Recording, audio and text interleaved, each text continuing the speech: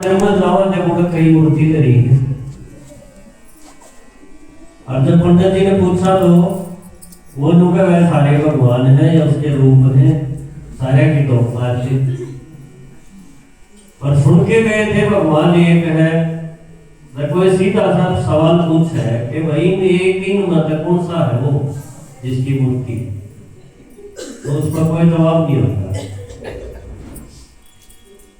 और जिसने भी इस बारे में बताने की कोशिश करी, किताब तो नहीं पढ़ा गया, ग्रंथ बना दिए, शास्त्र बना दिए, और न्यू दिखा दिया भगवान तो कई बार आया होगा, क्यों घड़ी कथा होगी, घड़े उसके मूर्ति पाएगी, अलग अलग टेम पर जब भी दिक्कत आई होगी तो उस टेम आया होगा।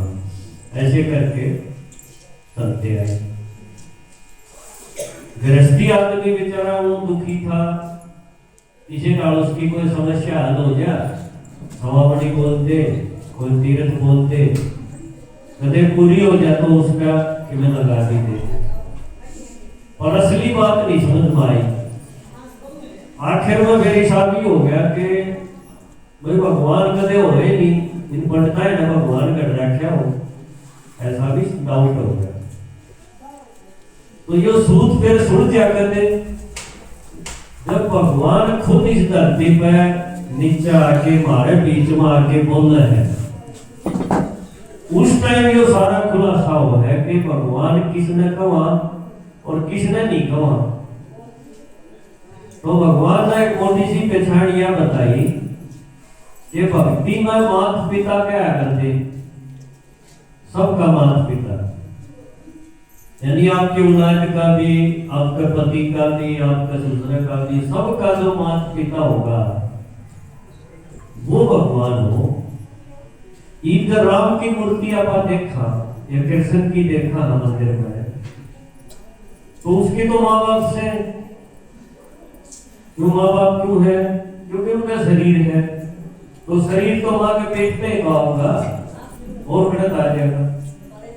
तो जिसका शरीर है, आत्मा है, इसका मतलब उसके माँ बाप से, मान लो राम का ही देख लिया तो राम के तो माँ बाप दशरथ है, कौशल्या है, वो राम ने बापू कह देंगे, यह बात तो ठीक नहीं होगी।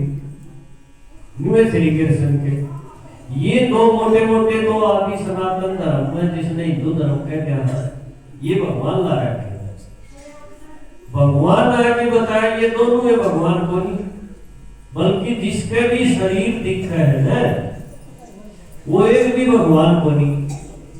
वो फिर कौन है, तो उसने बताया ये है देवता।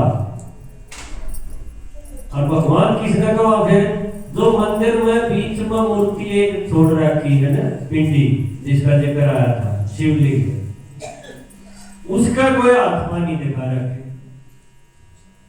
देखो, और मंदिर का नाम भी शिवालय का आगे, रामालय कदे सुना हो आपने, कृष्णालय, गणेशालय कदे नहीं, शिवालय का आगे, यानी कि शिव है सबसे बड़ा।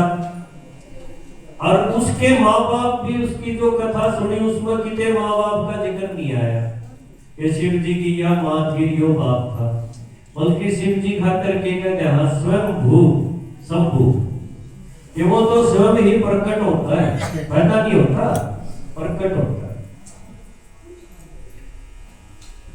और है वो भी आत्मा, क्योंकि हम के कहोगे परम आत्मा, परमात्मा ने जब न्यारा न्यारा करोगे तो परम आत्मा, जिस तरह धर्मात्मा ने कहते हैं तो धर्म आत्मा, देव आत्मा, महान आत्मा, महात्मा, यूं को आगे नहीं, यानी है तो आत्मा, और आत्मा भी है, आत्मा देवता भी है। फिर फर्क क्या है, वो एक आत्मा इसी है जो मां के पेट में गर्भ से जन्म लेके उन्हें नहीं आती, एक है इसी। वो आत्मा कितनी है दुनिया में जन्म ले रहे हैं, मानसा की गिनती करो तो 800 करोड़ का लगभग हो रही है, ये सारी आत्माएं तो है। पर इन सारी आत्माओं में एक आत्मा इसी है जो माँ के पेट से जन्म लेके नहीं आओगी, बाकी सारी की सारी माँ के पेट में आओगी, चाहे वो देवता हो, चाहे महात्मा हो, चाहे गुरु गोसाई हो, चाहे कोई और हो, सबके शरीर होंगे, एक शरीर लिया फिर दूसरा लेंगे, दूसरा छोटा फिर तीसरा लेंगे, न्यू जगह जगह अपना फोटो टंगवाते हैं लगे। जब कोई मर जाए तो फोटो नहीं टंगते, हमारा लगाते हैं उसके। आपके भी कितने और टंग रहे होंगे, आड़ शरीर छोड़ के जाओगे जब एक आड़ा टंग जाएगा, है ना। तो यूं तो है अनेक आत्मा इस दुनिया के नाटक में जो शरीर बदलती बदलती उड़ती ही आएगी, एक दिन हो रहा है उसका फोटो टंगेगा। परमात्मा जिसने कहेंगे उसका ऐसा पार्ट नहीं है, आवत होगा इस दुनिया में, जो नहीं आवत तो फिर उसकी मूर्ति ने क्यों धोखा आया था कि मैं करया खातिर तो पूजा करा था।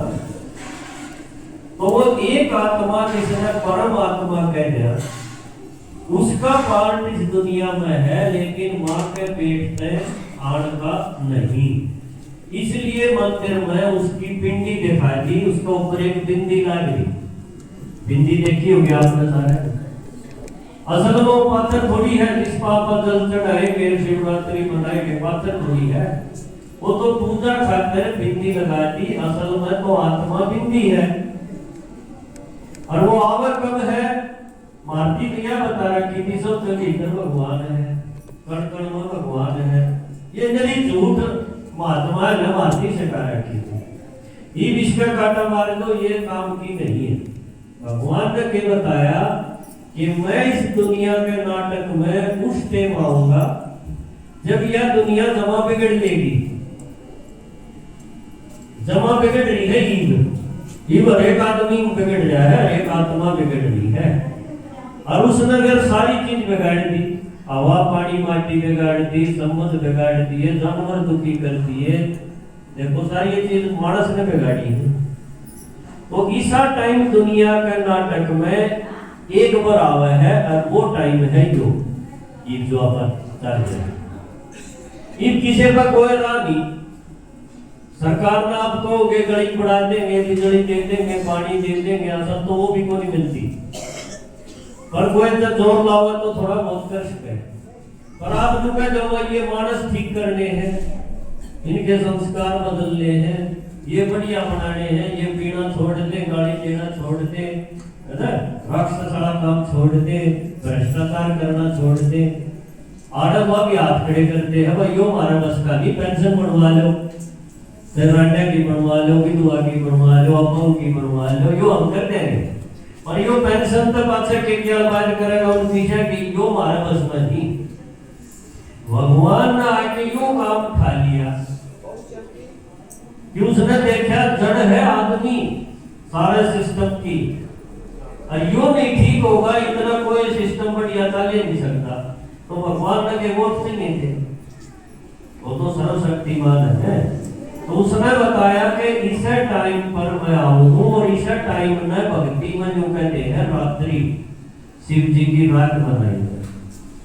बालक का जन्म हो जा रहा था तो भी जन्मदिन मनाओगे, एक शिव जी की रात मनाई जा है। तो रात का मतलब है इतना बुरा टाइम, इतना गंदा टाइम, धर्म गलानी का टाइम, जब आदमी सवेर तक रात से ही पाप करता है, अगले दिन उठ के फेरों में जुट जाए, ठोकर भी खाता हो, धोखा में जी रहा हो, पाप कर्म भी कर रहा हो, भोगता भी हो, फिर भी वो छोड़ नहीं पाता। ऐसा जो गंदा टाइम है वो दुनिया के नाटक में ईब आया है। सदा ईशा नहीं था, पहले बढ़िया था, पर ईशा हो रहा है। तो इस टाइम पर भगवान आके जो काम छेड़ा है वो काम कौन सा है, इन बांदरा ने देवता बनाना। ईब आज का आदमी बंदर है, वो तो उसका बंदर कोई नहीं, पर उसका व्यवहार देखोगे तो बंदर वर्गा है। बंदर में क्या होगा, 5 विकार सबसे ज्यादा होता है। यह हालत आदमी की है, बल्कि बंदर का फालतू हो रहा है। तो ईशा ने फिर भगवान अपना गला लगा के, उन अपना प्यार देके, अपनी शक्ति देके मंदिर में बैठने लायक बनाते हैं। इसकी मिसाल बना दी हनुमान। देखो रुद्र अवतार होना हनुमान। तो भगवान आके इस काम ने शुरू करा है कि हर एक आदमी ने अपना ज्ञान देके, अपनी शक्ति देके, उसके भीतर जो अड़ंगा है, उसके बुरे संस्कार है, जिससे वो भी दुखी है, समाज भी दुखी है, घर के भी दुखी है, और उसके अगले जन्म भी बिगड़ेंगे। दुखी में जन्म होंगे, मैंने आथा के जन्म होंगे, इसे इसे काम करना है।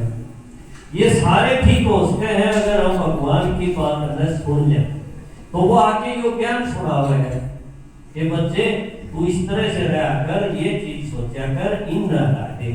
बस सीधी सीधी बात है। जिसने यह बात पकड़ ली, भगवान की समझना शुरू कर दिया, उस खातिर है सच्ची शिवरात्रि। और कोई मुंह पानी खटाया होगा और किन्हें फूल पत्ते चढ़ाया होगा, उसकी शिवरात्रि कोई मतलब को नहीं। वो करे है तो करो, मेरे कोई दिक्कत नहीं। पर बात बढ़ेगी जब असली अड़ंगा जो कड़वी चीज है भीतर धरी है, वह शिव जी ने दे देंगे।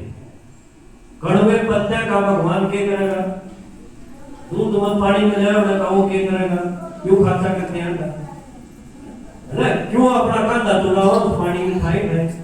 असली है ज्ञान की गंगा जो शिव जी ने दी। तो ज्ञान वाली ने पकड़ो। और ज्ञान मुख्य है कि तेरे भीतर बहुत सारा मैल है, जन्म लेते लेते वो तन तंग करना गया है। उस जहर ने मेरे ऊपर चढ़ा दे। तेरे बस का को नहीं हो, तन चीज नहीं देगा, मैं पी जाएगा नीलकंठ। तो असली चीज कुछ और थी। और भक्ति में हम सोचे गए, रिवाज पूरा करेंगे कि भाई भगवान जब चढ़ाने की बात आई तो मैं सारे चढ़ावा मैं भी चढ़ाया हूँ।